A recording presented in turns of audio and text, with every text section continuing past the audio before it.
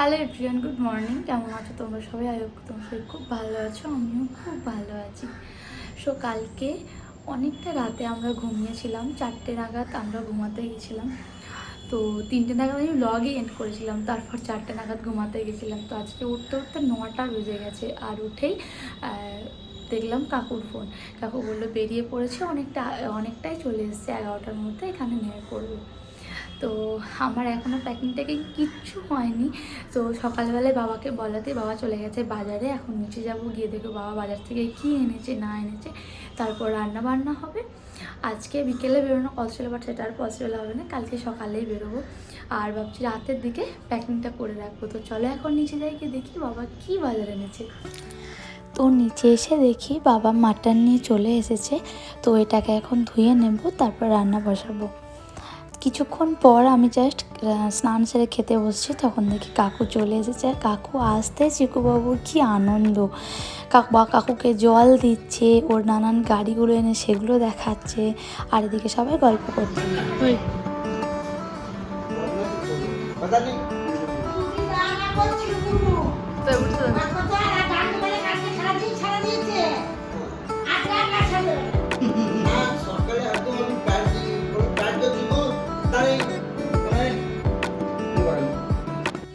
ওদিকে সবাই গল্প করছে, আর এদিকে মা আর আমার রান্না চলছে।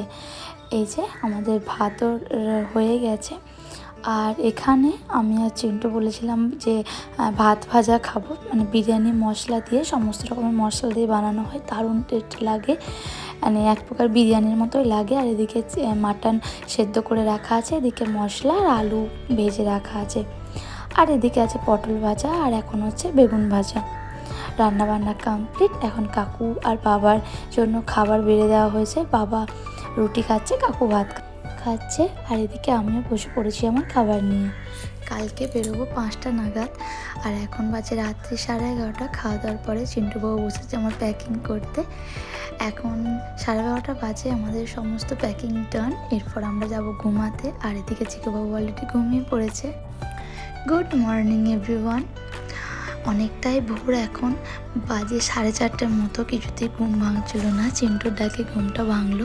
তারপর তোমাদেরকে শেয়ার করলাম এই মিষ্টি সকালের মুহূর্তটা। দেখো এখনও কিন্তু ভোরের আলো ভালো করে ফোটেনি, আমরা বেরিয়ে পড়েছি। প্রথমে চিন্টু বললো গাড়ি বের করার কথা, বাট আমাদের 5টায় বেরোনোর কথা ছিল। আমরা সে জায়গায় 5:20 হয়ে গেছে বেরোতে, তার জন্য আর তাড়াহুড়ো করে বললাম যে না, গাড়ি বের করার কোনো দরকার নেই, আমরা টোটো করেই চলে যাবো সবাই মিলে।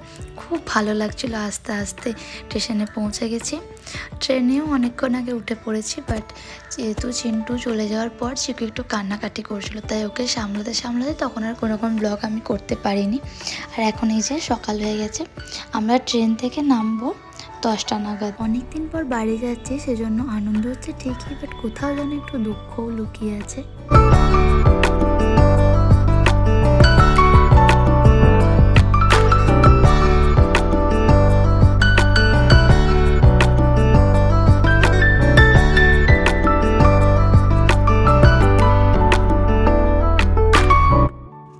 Good morning everyone. আসার পর আর ব্লগ করতে পারিনি, প্রচণ্ড টায়ার্ড লাগছিল। তারপর ঘুমিয়ে পড়েছিলাম, উঠলাম তখন পুরো বিকেল বলবো না, সন্ধ্যা হয়ে গেছিলো। তারপর সবার সাথে গল্প করতে করতে কালকে 3টা পেরিয়ে গেছে খুব ভালোভাবে। আজকে সকালবেলায় সেই আগেকার মতো জানালা খুলে এই ভিউটা দেখে প্রচণ্ড আনন্দ হচ্ছিল, তাই তোমার সাথেও শেয়ার করলাম। চিকুবাবু অনেক সকাল সকাল উঠে পড়েছে, আর এখন আমার চুলের মাসাজ করার নামে আমার অর্ধেক চুল তো ছিঁড়েই ফেলেছে। লাগছে? No, no.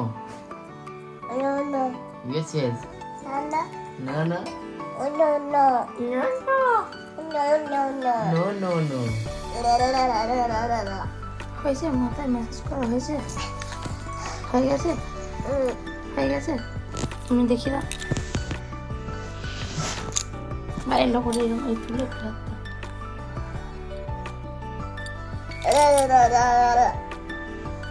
Wow.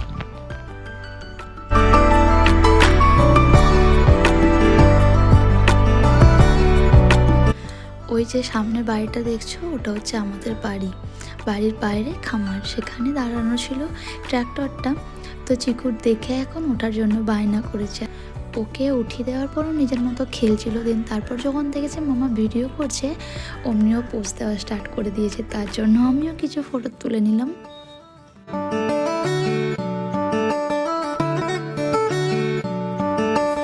এটা হচ্ছে চিকুবাবুর ডেলি বিকেলবেলার রুটিন। মামাকে তার সাইকেলে করে ঘোরাতে হবে, সেটা 1 ঘন্টার জন্য হোক, 15 মিনিটের জন্য হোক, কিংবা 5 মিনিটের জন্যই হোক, ও মামার সাইকেলে করে ঘুরবেই। আর এই যে এখন খামারের মধ্যে দুজনে ঘুরে বেড়াচ্ছে।